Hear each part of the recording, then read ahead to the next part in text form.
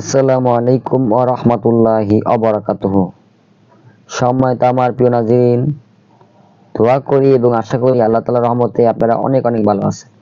আমি আপনাদের দোয়ার বরকতে অনেক অনেক ভালো আছি। আজকে আমি আপনাদের জন্য খুবই গুরুত্বপূর্ণ একটি আমল নিয়ে হাজির হয়েছি। ইনশাআল্লাহ আপনারা এতক্ষণে বুঝেছেন আমি কি আমল নিয়ে হাজির হয়েছি। আজকের আমলটি খুবই গুরুত্বপূর্ণ আমল, খুবই মজাদার একটি আমল, পরীক্ষিত একটি আমল। আজকের আমলটি হলো অধিক স্বপ্ন দোষ বন্ধ করার আমল। এই আমলটি, এই সমস্যাটি আমি বলতে পারি এক কথায় ঘরে ঘরে অনেকে এই সমস্যা ভুগতেছেন, কিন্তু লজ্জার কারণে, চক্ষু লজ্জার কারণে কেউ বলতে পারে না, অনেকে চিকিৎসা পাচ্ছে না। তাই আপনাদের জন্য আমি এই আমলটি নিয়ে এসেছি।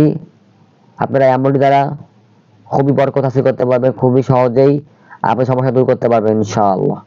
এই জন্য ভিডিওটি পুরো দেখুন, ইনশাআল্লাহ ফায়দা পাবেন।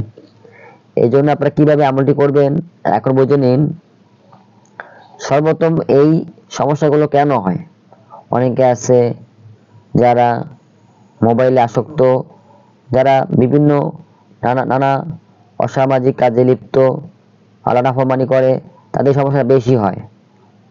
আবার অনেকে স্বাভাবিক হয়, তাও যাদের স্বাভাবিকের চেয়ে অস্বাভাবিক সমস্যা বেশি, মানে অতিরিক্ত হচ্ছে, তারা এই আমলটি করবেন, বা সকলে আমলটি করতে পারে। যাদের সমস্যা মনে হবে তারা আমলটি করবে। এক কথা আপনারা ফায়দা পাবেন এবং আপনারা আমলটি দ্বারা অনেক কিছু হাসিল করতে পারবেন ইনশাআল্লাহ, ফায়দা পাবেন ইনশাআল্লাহ। প্রথমেই আপনারা ঘুমানোর সময় অজু করে ডান কাত হয়ে ঘুমাবেন। মানে যার এই সমস্যাটা, সে অজু করে ঘুমানোর সময় অজু করে ডান কাত হয়ে তারপর ঘুমাবে। ইনশাআল্লাহ এর দ্বারাই অর্ধেক ফায়দা পাবে, ইনশাআল্লাহ হাসিল হয়ে যাবে ইনশাআল্লাহ। তারপর দেখুন আমি স্ক্রিনে একটা দোয়া দিচ্ছি। আমি যে দোয়া দিচ্ছি সেই দোয়াটি আপনারা, এই দোয়াটি হলো সূরা সফফাতের প্রথম 11টি আয়াত, খুব বড় না, ছোট ছোট আয়াত। আপনারা কোনো মসজিদের ইমাম সাহেব অথবা কোনো মুদাব্বির, কোনো কবিরাজ, যার কাছে পারেন, বা কোনো আল্লাহওয়ালা লোক যারা আরবি লিখতে পারে তাদের কাছ থেকে লিখে আনতে পারেন, বা আপনারা নিজেরা পারলে লিখতে পারেন।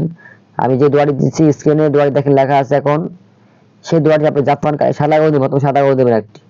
নেওয়ার পর ছোট করে, অল্প করে, যেন বেশি বড় না হয়, এই জাফরান কালি দিয়ে আপনারা এই 11টি আয়াত লিখে নেবেন। লিখে আপনারা তারপর কোমরে ব্যবহার করবেন। রোগী যার সমস্যা সে কোমরে ব্যবহার করবে ইনশাআল্লাহ।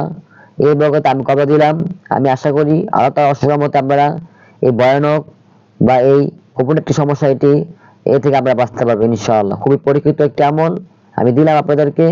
আপনারা আমলটি করে ফায়দা পেলে আমার জন্য দোয়া করবেন এবং বেশি বেশি দোয়া করবেন, এবং আপনারা ভিডিওটি শেয়ার করে দিবেন। বুঝতে সমস্যা হলে কমেন্ট করবেন, আমি উত্তর দেবো ইনশাআল্লাহ। আসসালামু আলাইকুম ওয়া রাহমাতুল্লাহি ওয়া বারাকাতুহু।